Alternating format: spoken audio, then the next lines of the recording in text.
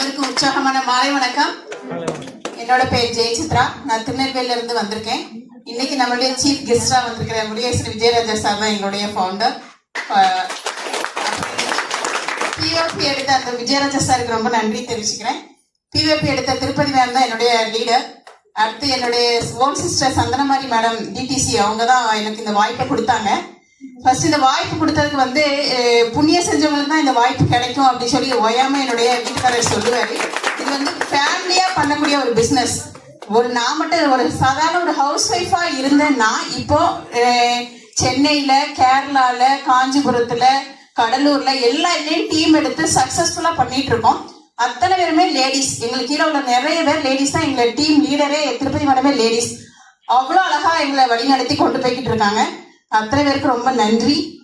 மீண்டும் முருகேசன் சாருக்கும் திருப்பதி மடத்துக்கு நன்றி தெரிவிச்சுக்கிறேன்.